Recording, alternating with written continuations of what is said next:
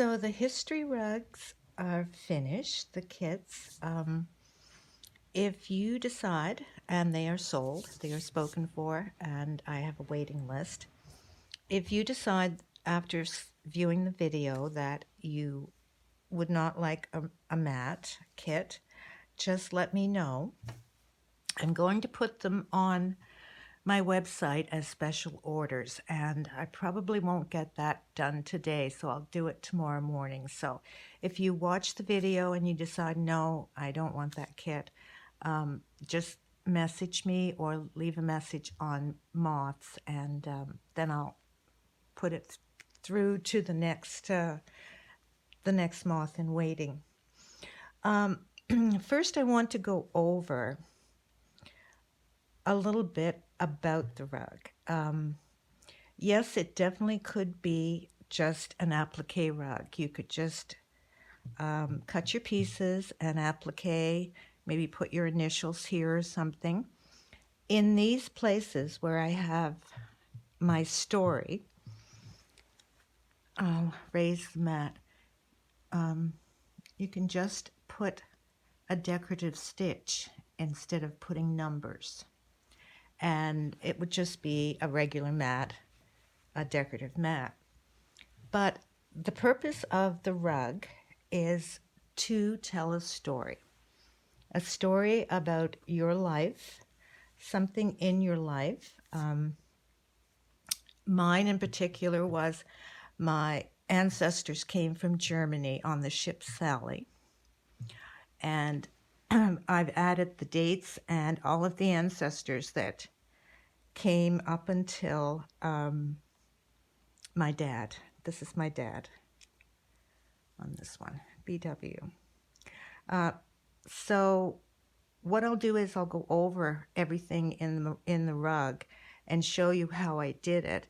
But the point I want to make is that it's your story, it's your life. You could do a date of your marriage or something, your children and your grandchildren. You could do, if you have good friends, you could put friends here, and you could put their initials, or even if you've traveled a lot, places where you've traveled, you could put the initials or something. It's to tell something about your life, something that is very important, very special to you. There are many, many things. You could even do this as a marriage rug. You could put the dates and initials and things like that. So I'll go over the way I did it. 1752 was the ship Sally, and I used the hearts. They left Germany May 30th on the ship Sally. They arrived in Nova Scotia on September 6th, and I put NS. This is my, the gentleman that came over from Germany, that's his initials, and that's his wife's initials. And these are the children from which all of the Slauenwhite ancestors came through since 1752.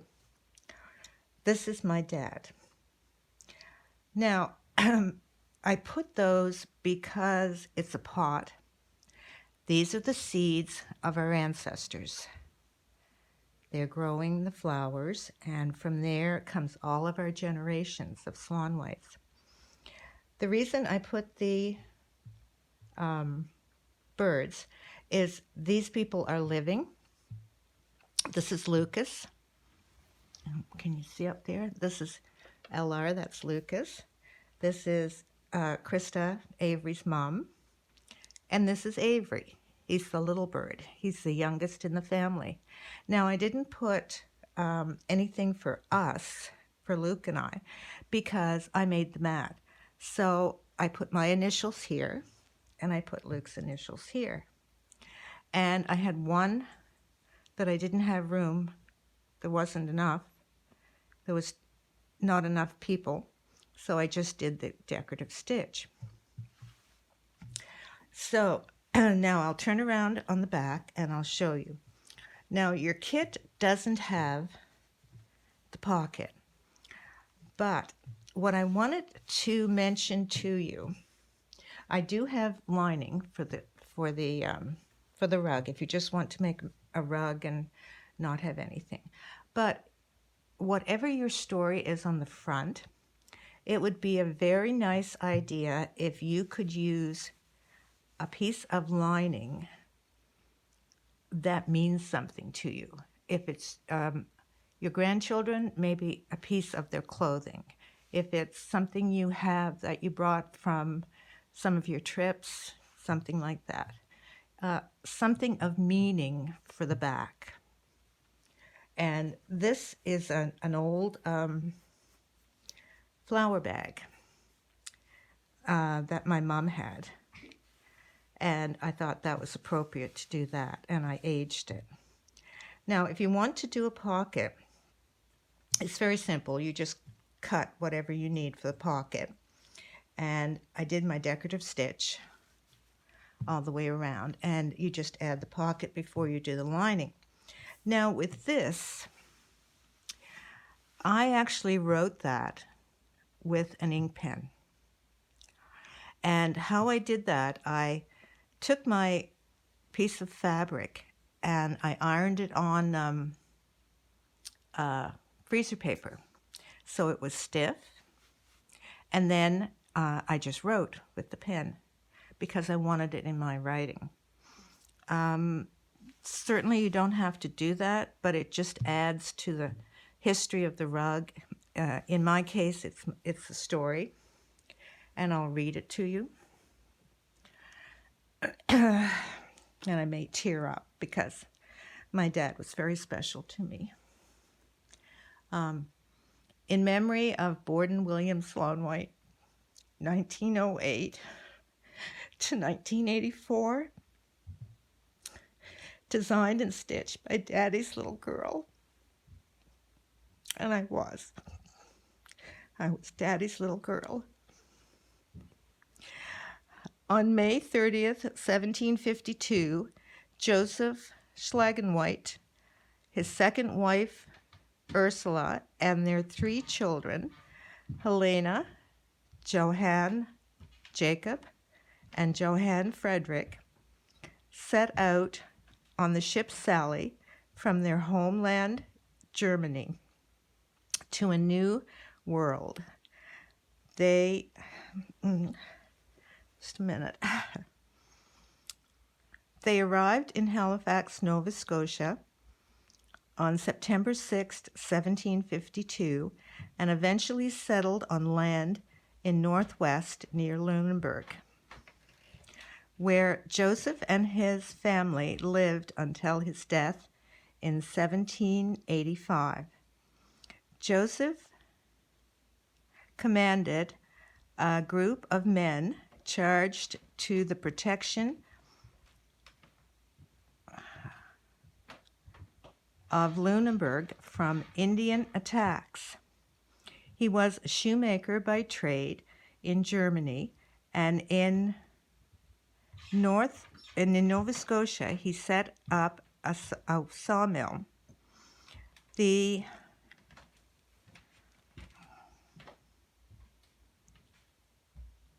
surname Slauenwhite or something changed to Slauenwhite with my ancestral grandfather, Johann Frederick.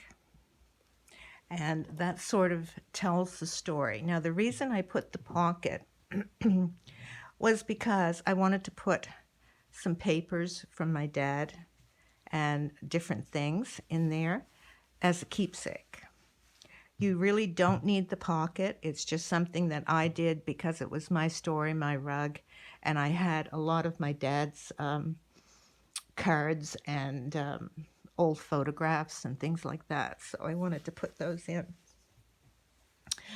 So that is the purpose of the rug. And as I say, you certainly don't need to do that. You can just do the applique without the letters and the story and just do something decorative in your flowers and your pieces. As to the stitch, I will show you that in a minute. It's the V-stitch, and I have close-up photos of it, but I wanted to show you the stems, how they did them. That one's come out. Oh gosh. I did the V-stitch, and I did it so that it matched on both sides. You can see that. And about the lettering, someone asked if there would be lettering there. If you need the lettering, I like it just natural. I don't like it to look professional lettering. You can tell my letters are not good. They're just freehand. You see? I like that because I want it to look natural. Even the dates, the date on the Sally, you see? But if you would like a copy to go by for lettering, I'll have instructions on the listing on the website. Just send me a message and I'll include them in your kit. So you can tell it's a very special rug for me, and my dad would be very proud. He'd be very proud. So I'll go over the things in the kit and I'll tell you a little bit more about that. The pattern comes with the kit. I show you how to do the V-stitch. But I should say, I did the V-stitch, but you can use any stitch that you'd like. I mean, just because I use the V-stitch, I'm not good at applique and fancy stitches, so that was the one I chose. It looks simple to go with a simple design. By all means, go to town, make decorative stitches, do whatever you want. This is your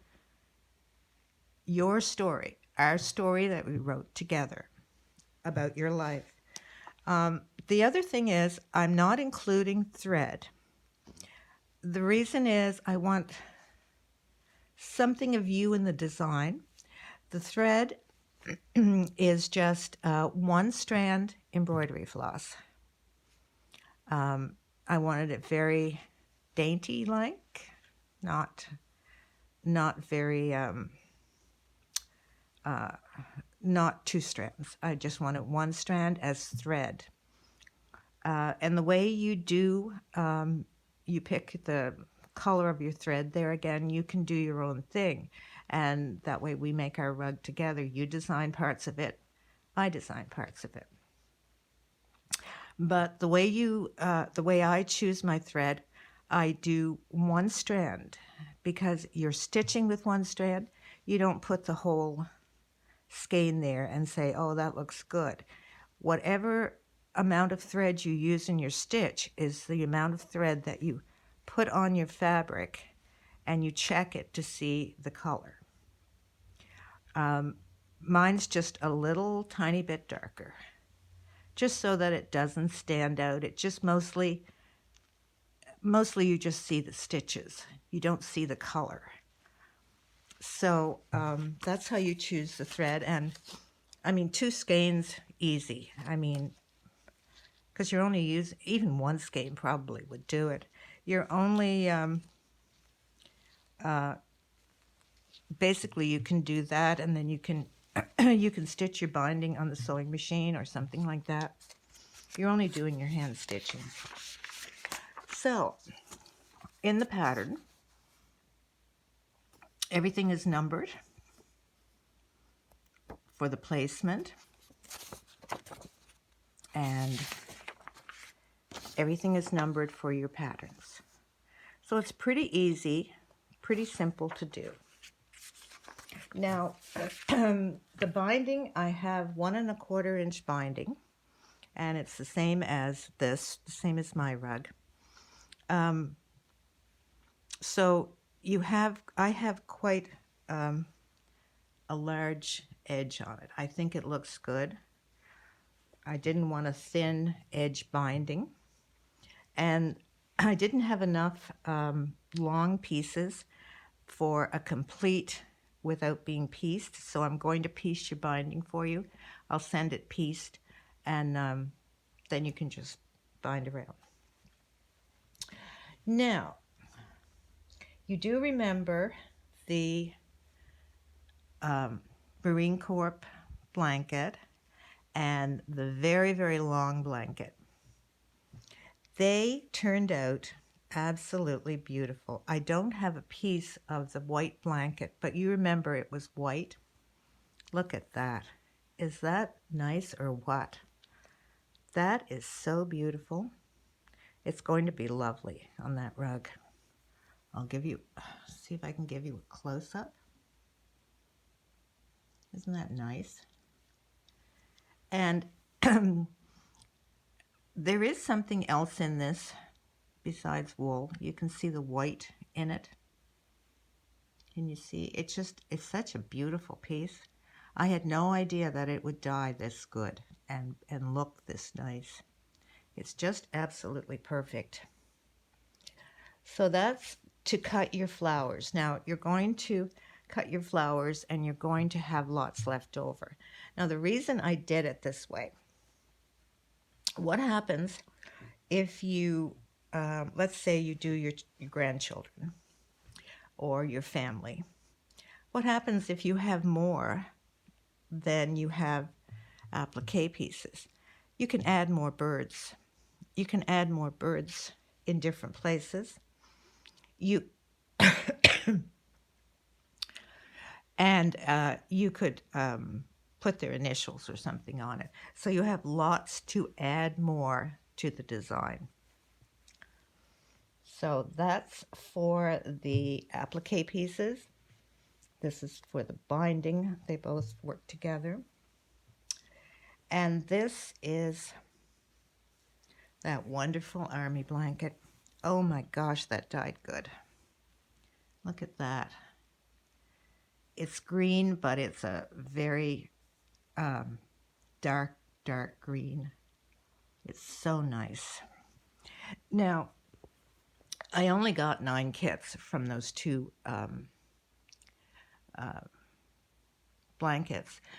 The main one was the army blanket, and of course it had the logo in the center, so that took out quite a bit, and it also had one very bad hole spot that I had to cut around.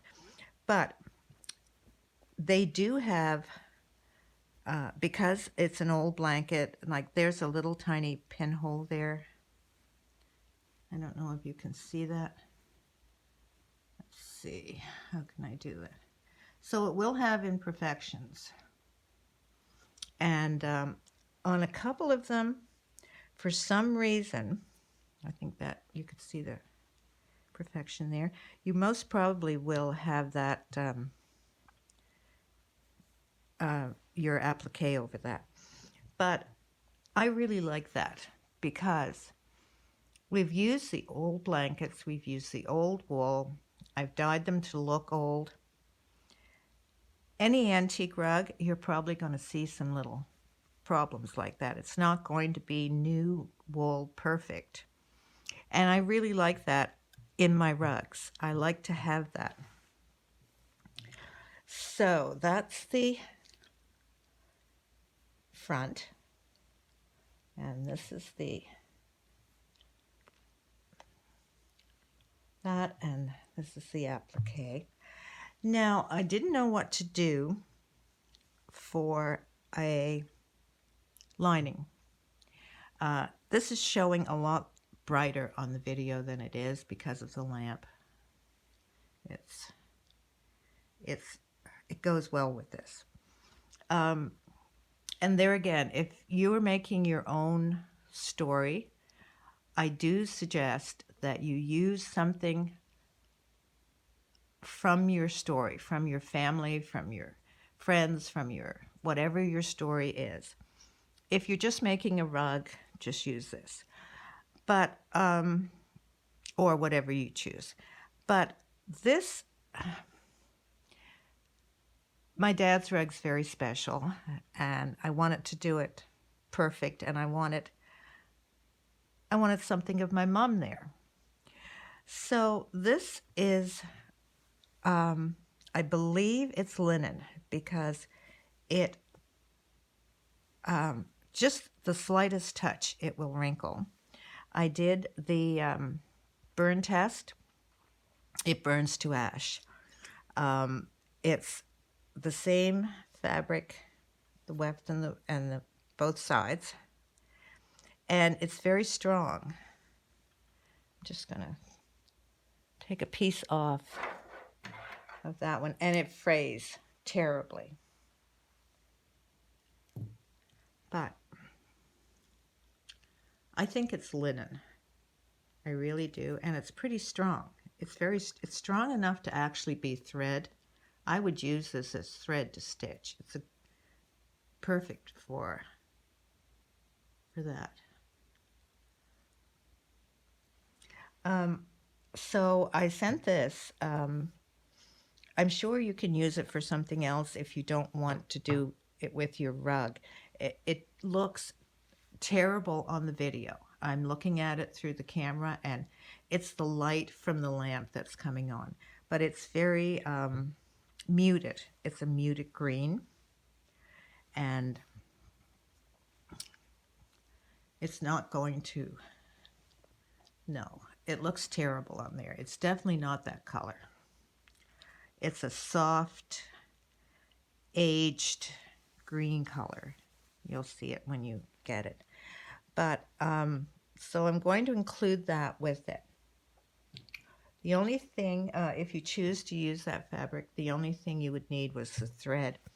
But as I said, I think it would be much nicer if your story, if the backing on your rug had something to do with your story. So that's it.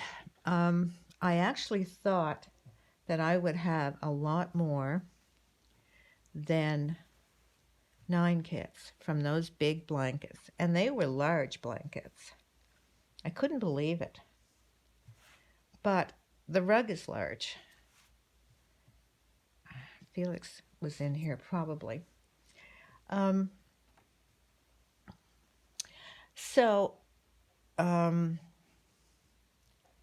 After I have these done and finished, I will have pattern for this.